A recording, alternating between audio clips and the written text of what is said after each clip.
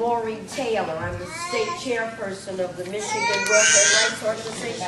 I apologize for any nasal tones. I have the worst allergies. You can't hear me?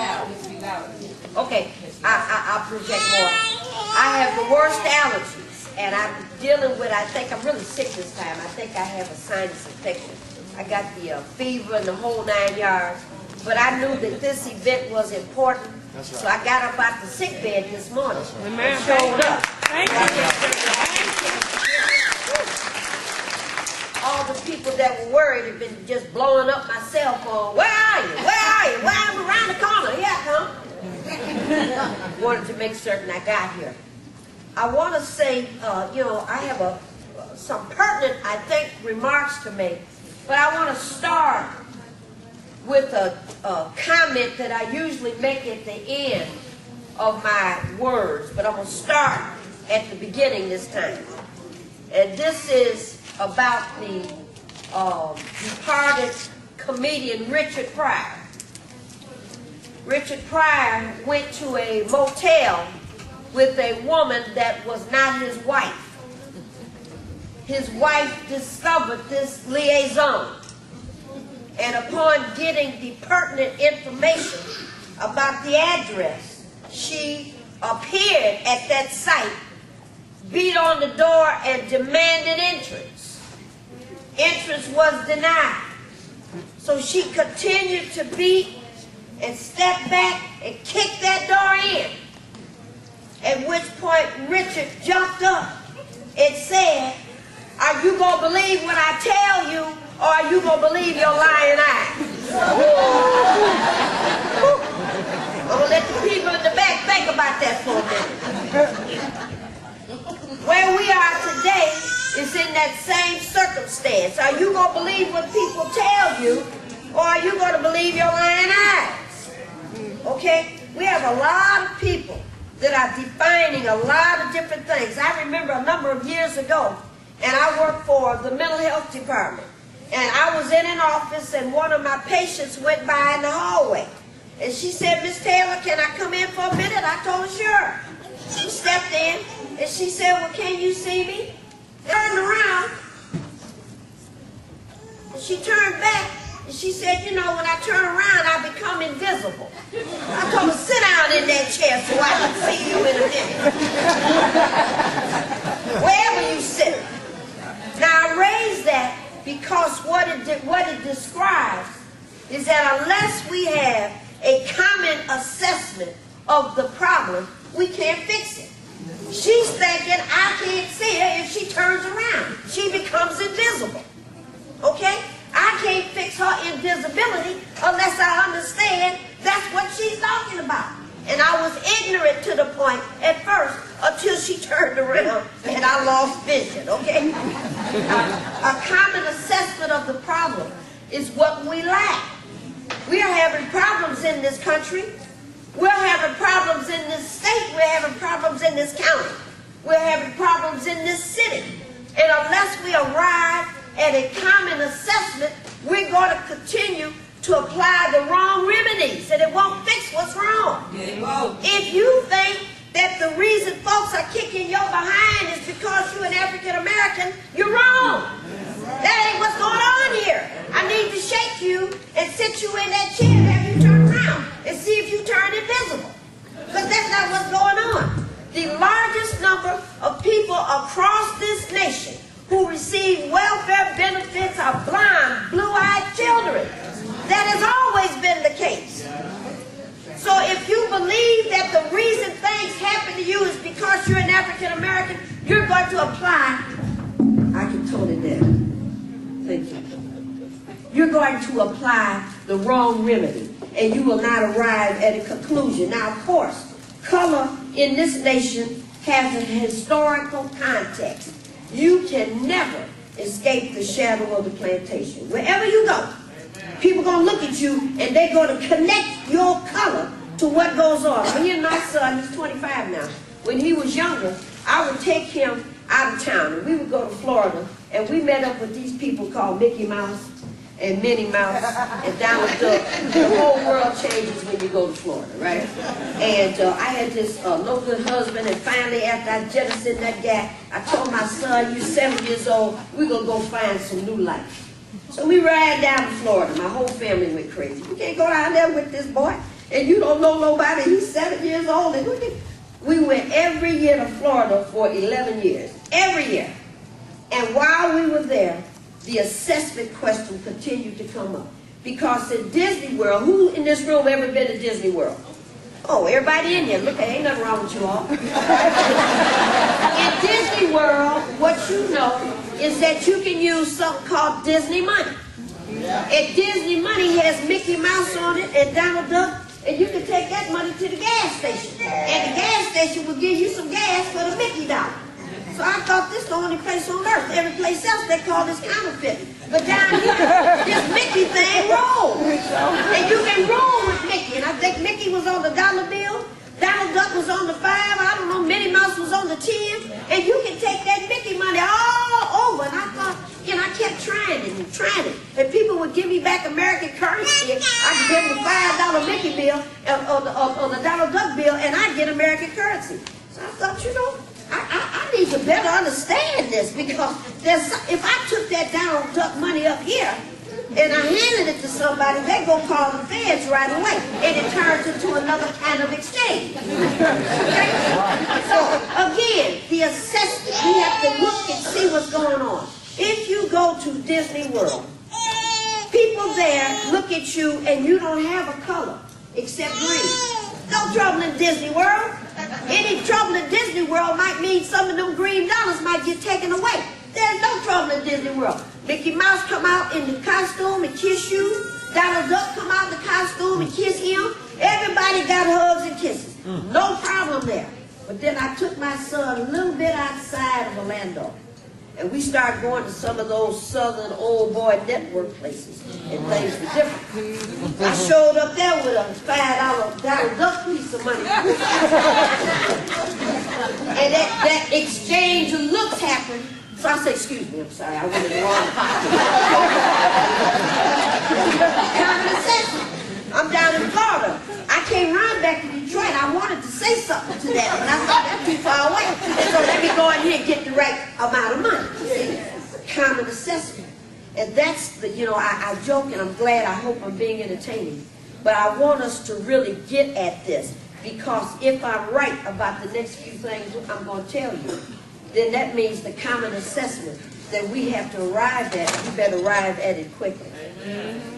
In this state, we all have relatives, if not your parents, certainly grandparents, that are familiar with terms like Dodge Main, Hoover Avenue Foundry, Lynch Road Assembly, Max Stamping, Eldon Gear, Lansing Assembly, Cadillac Fleetwood, all of those factories that built cars. My entire family, all of my aunts and uncles, at some time in their life worked for General Motors, Chrysler, or Ford. And these were not middle class. There's no middle class. The middle of what? There's a middle income. And they all were part of a middle income dynasty that was the greatest middle income dynasty in the world. Every contract that the world has ever known came off of those workers at General Motors. At one time, the highest paid workers in the world, that GM worker, at every city, state, municipal contract was developed after what those General Motors workers were doing. Educational opportunities to go to school, send the kids abroad to learn different languages, and houses in Inkster. You know, they thought they were being funny. Inkster, you know, a place that was black. Inkster. But if you knew Inkster 20, 30, 40 years ago, it's the most beautiful bedroom community. Those folks out there was living in ranches, and they had a car in every garage, and one down the street and over to the girlfriend's house. They was rolling. Y'all laughing because you know what I'm talking about. Rolling out there in Inkster. The streets were beautiful and well paved, and the schools and whatnot were gorgeous. And we had those same kinds of things here. Well, the Ford Rouge complex is still out in Dearborn, Michigan. And at one time, at its height, they had up to 100,000 workers. And you know, the forest plant, then it was an assembly plant, then it was a glass plant, you know, the railroad cars and whatnot, and whatever started at the front part, they build and build and build, and what happened at the end, the car would drive out. So it was a self-contained unit. 100,000, 100,000 workers all together in those complexes. Today, they make the same number, if not more cars, with a little bit less than 12,000 workers. Do the math. Okay? All right. Now, technology. I used to work at General Motors. I was a test driver. And the whole shift got laid off. And we were used to being laid off. But there came a moment that I realized we weren't never going back to work here.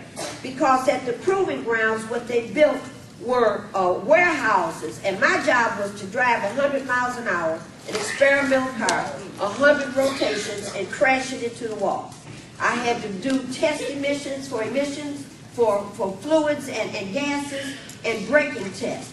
When I went out to the plant a year or so after being laid off, and we saw the cars being driven by R2-D2.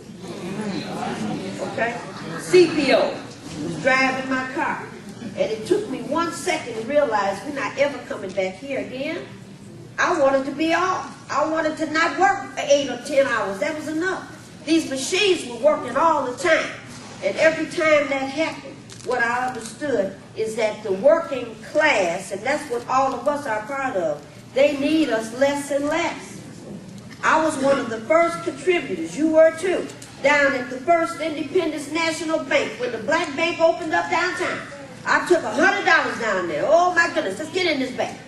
And the cookies and donuts and whatever else had happened. And we were all pictures in the whole 9 yards. And I used to go into that bank. And I knew the tellers, hey Mary, Miss Joyce, Uncle so-and-so. And I would talk to them, how's your family? And you know, we knew each other. Then after a while, I stopped going inside the bank because they sent me something called the ATM card. And so I would go outside and put the ATM card and put my digits in and get my money. Then I'd knock on the window and I'd wave to them. But I stopped going inside the bank. All right, it came a time later on. I got another notice that says, you know, Maureen, you can start doing your banking online. So I don't even need the card. I was downtown one day after that. And I said, I'm going to stop by the First Independence National Bank and visit my friends. And it was closed, and it was boarded up. And it was that way because we didn't need the tellers in the bank anymore. Now, I went to the bank just last week, and one of the tellers in the bank in the Northwest Detroit where I live, she said, you know, we got something new. I said, what is that? She said, you can take your cell phone and hold the check and scan the check with your cell phone. It'll withdraw the money out of your hand, out of this piece of paper, put it in your account, and you can borrow the check up and throw it in the garbage. Yes, you said, really? So I looked at her, I had to explain it to me a couple of times. I said, well, wait a minute, we're not going to need you at all. Already Kroger's has a place in the store where if you don't want to stand in the line, you can go over here and you can self-check out. You know, so more technology is not a bad thing. I want them to create a maid that I can plug in and put in my house and go get them I want that to happen as quickly as possible. But technology in the hands of these corporations means that you are demonized. That's what it means for you. Because the only people that are going to be left with a job are me and Joan. And all the rest of you are going to be put out of work. And in order to let that happen, because we've been working together for a long time, they're going to say everybody on this part of the room, all of you all were selling drugs. And me and Joan will say, what? We didn't know that. We've been working together 20 years. We didn't know that. And everybody on this part of the room, all of y'all are gay. What? We didn't know that. We've been working with them for 20 years. And everybody on that side of the room, all of you all run gambling establishments at night. What? We didn't know that. We've been working for 20 years. And denigrate, and marginalize, and paint you, and say you're a welfare recipient, and you own a dole, and that all you are is a queen. And that when you get ready to cash your welfare check, somebody in a Cadillac is out there waiting on you. All of this kind of stuff that goes on, it goes on, and it goes on. And I can tell you that not only am I offended, not only am I outraged, but I'm prepared to do more than lose some freedom for jail time. I am so upset. I don't want to hear nothing else about these damn elected officials and how their hands is tied. I like to tie their necks and move those ropes a little higher up. I had these debates already with the Black Caucus. It's 57 Republicans. It's not but 43 Democrats. What can we do? Do something. If you can't do nothing else, go take your clothes off and run down there to the Noguchi Fountain and jump in that water with your underwear on. So somebody can walk up to you and say, elected official, why did you jump in that water? Because I'm so upset about what's going on out here and I can't control it. I had to do something because I'm a person that believes you don't target children. So I had to do something.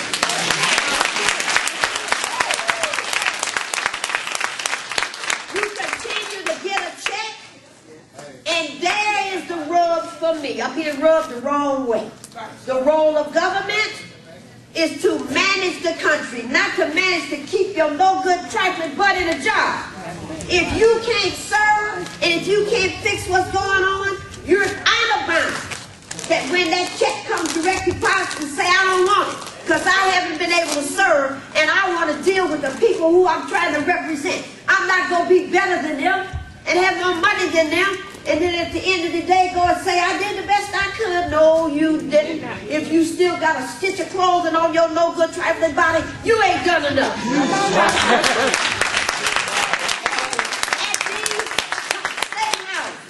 And the Republicans are going to do what they're going to do. And I don't want to make this into a Democrat and Republican issue. Because some of these Democrats ain't worth nothing either. You put a bag over the Republican head, a bag over the Democratic head, put the lights out and touch them, they all feel the same trifling way. And neither one of them been working to make this situation better. But the truth of the matter is, now we got this situation that is so untenable. We have a governor and a legislature that is targeting children. My sinuses cannot get better because I can't rest. I have never in my life thought I would see a moment. Now in Mississippi, I've said this, you all see me, I've been raising no sand on TV. I don't understand why they keep calling me back. But in Mississippi, they do bad things. I don't know what they do there, I've read it. In Alabama, bad things happen in Alabama. I don't get it. Bad things are happening there. They got a guy running for governor, for president in Texas that had a rock outside of his place and act like he didn't know it for 40 years. So difficult things are happening there. But I live in Michigan. And here we don't do executions that go all across the country and tear that man and the family apart for 4 hours. We don't execute folks and we don't target children. Not where I live.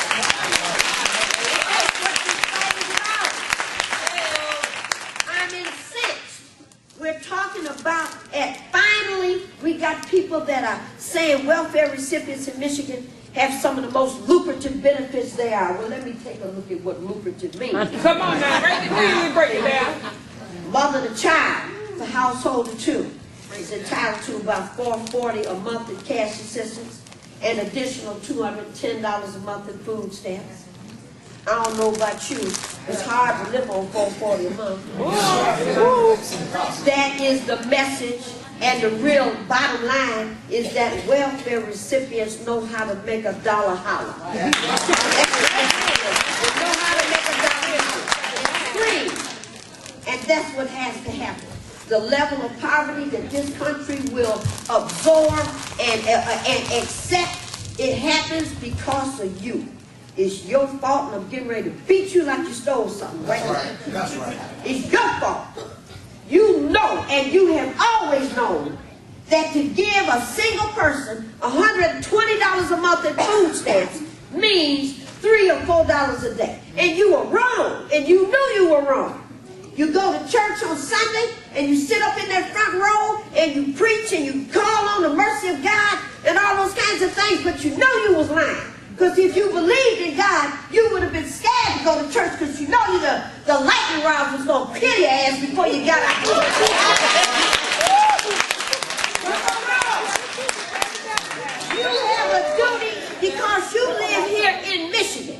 And in Michigan, we lead the way.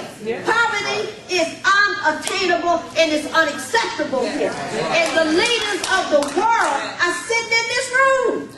The people that have the least, and you still alive? What do you think God is leaving you here for? You got a task. And the task is you have to deal with this question of bad behavior. And we got people that are doing bad behavior. I've never seen the tone of government so uncivil, calling people tar babies, and just the worst kind of behaviors and whatnot, the worst kind of conversations. And we kind of look and we don't say anything, and we kind of listen and we don't write a letter, and we kind of observe and we're quiet about what it is we see. Aren't you offended by the fact that we got 4,017 churches in Detroit? 4,017 churches in Detroit, and all of them are not filing amicus briefs about what's happening to poor people. First 4 books of the New Testament, Jesus and whoever else was writing for Jesus talked about poverty 132 times. Somebody thought it was an issue. They kept repeating the same phrase. Somebody said it's harder for a man on a camel to get through the eye of a needle than a rich man to get in to heaven. Well, that means it's a line. And the rich guy with the camel is over here. I'm stepping on this side. That looks like that's what the message is. Well, why are you quiet? You got a letter that said your benefits may have reached lifetime. And what did you do about it? Now, you might be willing to live any kind of way with you in your household. But aren't you concerned about the rest of the people that got the letter? Look at how they got us. We vote for elected officials and they say you don't have to worry about anything, we'll take care of it. We go to church, they say, listen, don't worry about it, just Jesus is going to handle it, Muhammad is going to handle it, somebody else is coming. The check writers will be at the door when you get there. And we don't do anything there. And we know better. We are supposed to be each other's keepers. And what happened there? We forgot that message. I'm going to hold you responsible. Thank you. I'm going to hold you responsible for the next 7, 8, or 9 things that happen. Every Thursday, there's something called resurrection marches that occurs down at in front of the state building. And thank you so much. What's that red glass or something you promised? Yeah, that's TMI. That's right.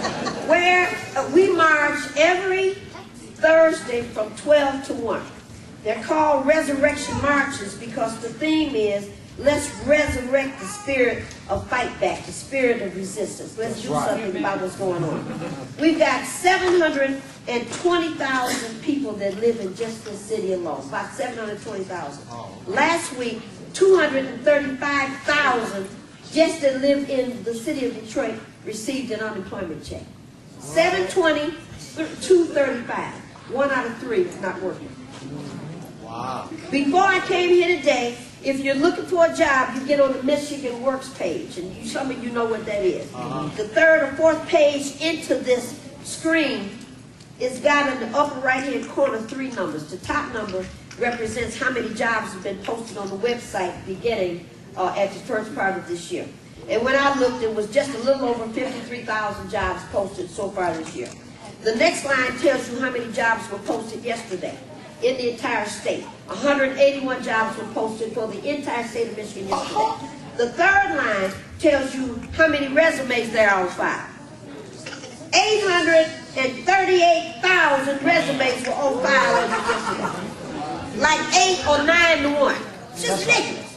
60,000 job offers were made by McDonald's a few months ago. You all remember that? Yeah. McDonald's, 60,000 people. 1 million people applied for 60,000 jobs. I'm telling you, brothers and sisters, we're at an age where I'm going to have to demand that you make a common assessment of what's going on. We have reached a plateau, a point in our lives, in the world, where they don't need you to work anymore. Now, if that's the case, There's no need for your labor. They don't need your labor.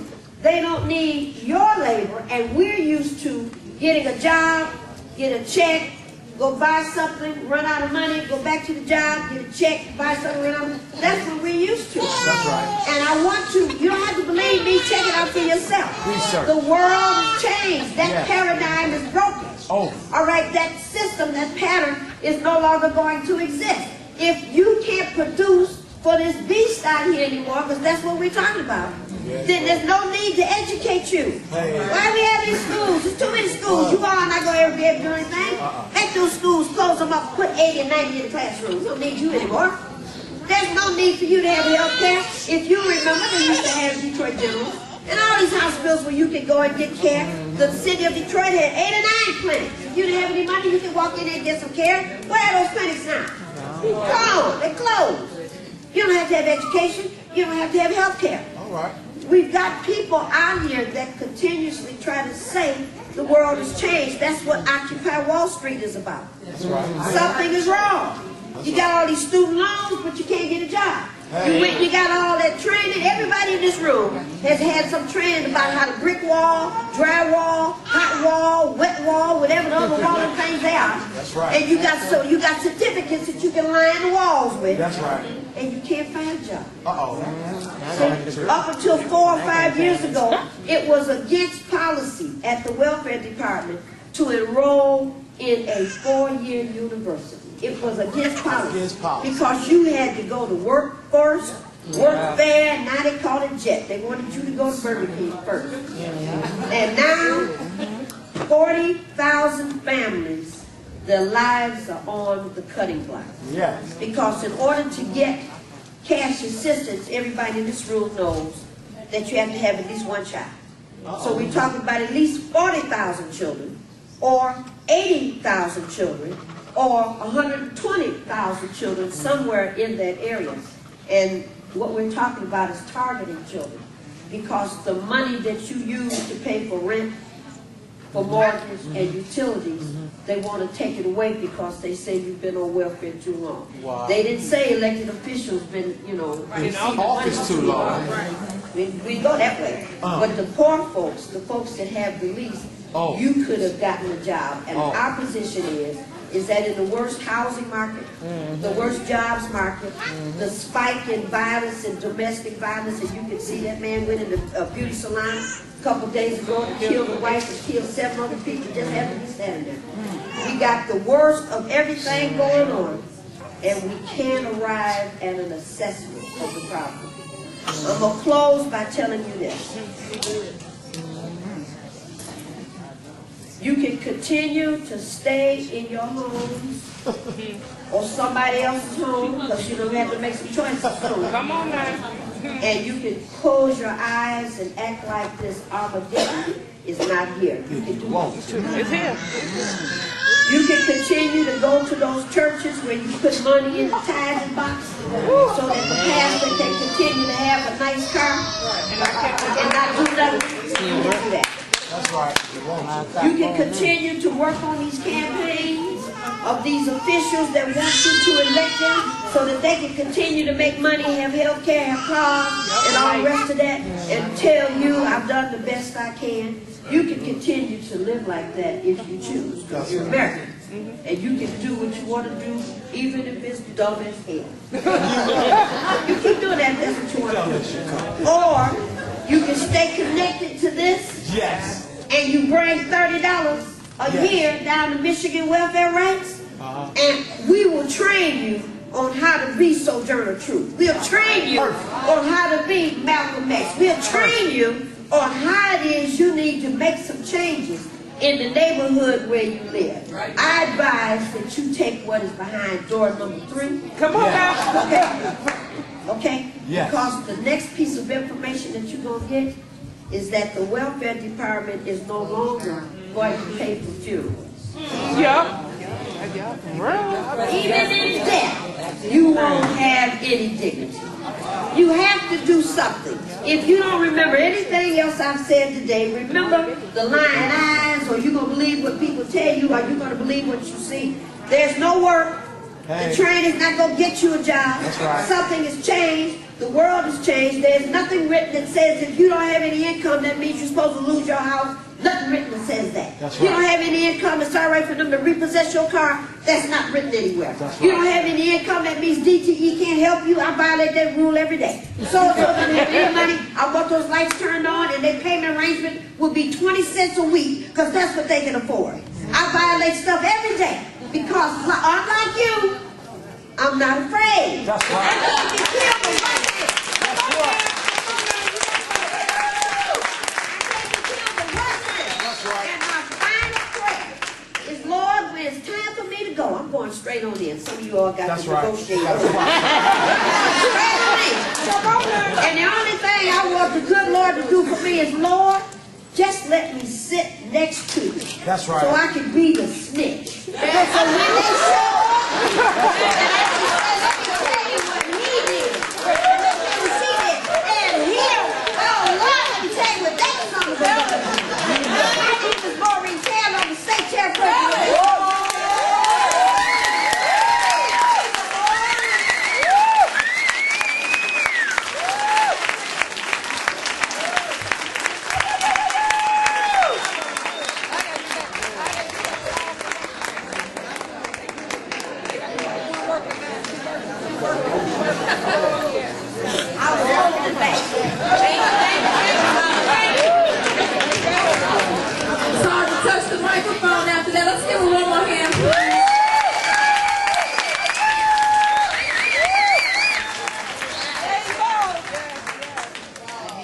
So there are a couple of things that I want to just lift up that Maureen just said that give us some specific things that we can be doing.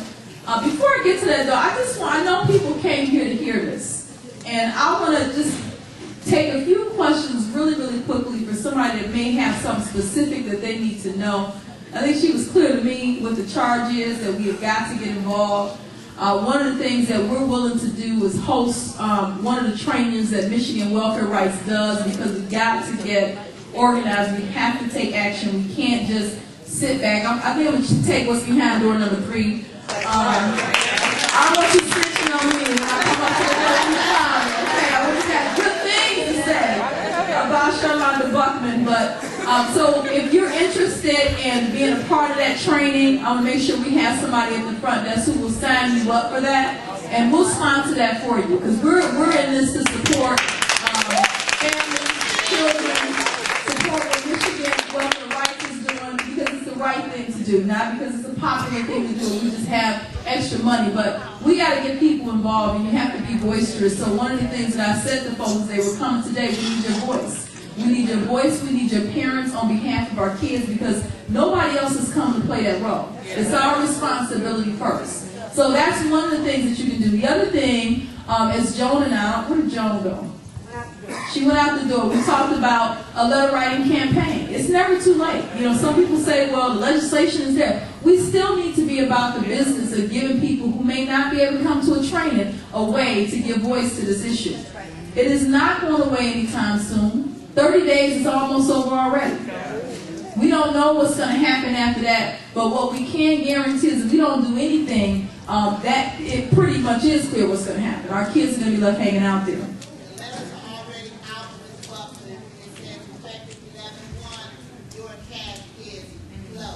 Yeah, the letters are right, but there's this thing called intervention that can happen. That's what happened when they actually stopped it for 30 days. We need more of that and less of this other thing. So we have to believe that we can make a difference in this. We've had some small demonstration. I think that was intended to give us a little glimpse of hope, that we do have some power. So we can't take that for granted and sit around and wait for the other shoe to fall. We got to do something about it. So we're going to start with hosting this training. I think Maureen also mentioned another thing. She mentioned that there's a walk, a march, every Thursday, right? What was the time? 12 o'clock, 1 hour. 3044 West End Boulevard, The old GM building. So I know that I'm going to make a Thursday to be out there. I don't want her snitching on us. But, you know, those are the kinds of things that we have got to get involved with. Concrete ways. Sometimes when you don't see a way out, sometimes all you got to do is show up and get in the right company so that we can all all get on the same page. They're not gonna do you no good sitting up in your house stressing, I don't know what's going to happen, or waiting on your cousin to call because you know she got 4 kids and she got nowhere else to go and you're the only relative she got here. Can't act in fear. You got to pick her up and come on down to the march. You got to write letters. You got to get trained. This is not the time to close your eyes and turn around. This is the time for us to open our eyes and get real serious about where we stand in this crisis. We got to stand for our kids. I believe I've been joked a couple times because